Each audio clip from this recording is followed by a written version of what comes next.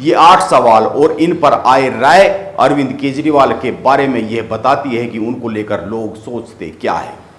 ये सवाल मैंने पिछले कुछ दिनों में कम्युनिटी पर पोस्ट किए और लोगों ने इन पर राय व्यक्त की है।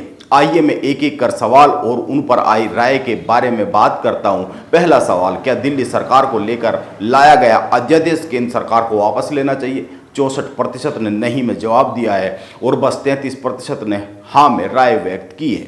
दूसरा सवाल, अरविंद केजरीवाल की चौथी पास राजा की कहानी पर कितना यकीन होता है?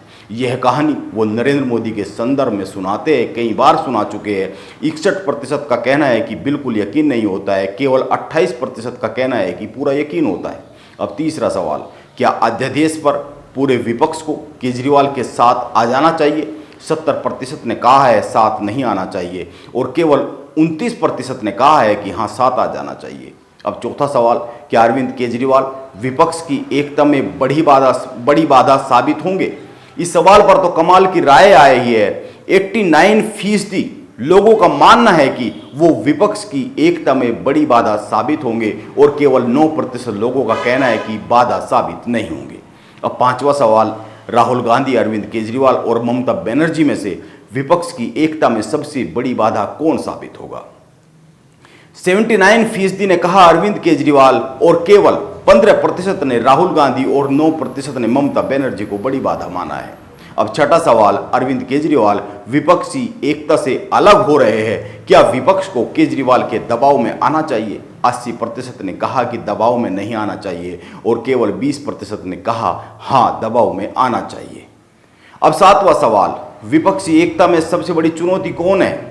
अरविंद केजरीवाल, ममता बनर्जी, राहुल गांधी या फिर सीटों का बंटवारा? 56% ने अरविंद केजरीवाल और 31% ने सीटों के बंटवारे को विपक्ष की एकता में सबसे बड़ी चुनौती माना है।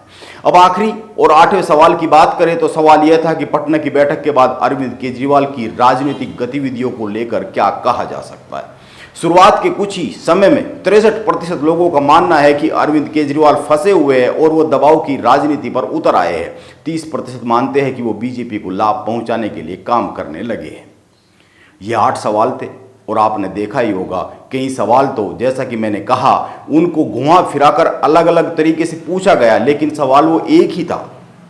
लेकिन सभी का निष्कर्ष एक ही निकल रहा है। सीधी भाषा में कहे तो अरविंद केजरीवाल विपक्ष की एकता में बाधा साबित होने वाले हैं और विपक्ष की पार्टियों को अरविंद केजरीवाल का साथ नहीं देना चाहिए, उनको अकेला ही छोड़ देना चाहिए। यह लोगों की राय है, लेकिन राजनीतिक दल लोगों की राय पर कहाँ चलते हैं, वो अपने लाभ और हानि के कैलकुलेशन के आधार पर निर्णय लेते हैं, खासकर क्षेत्रीय दल।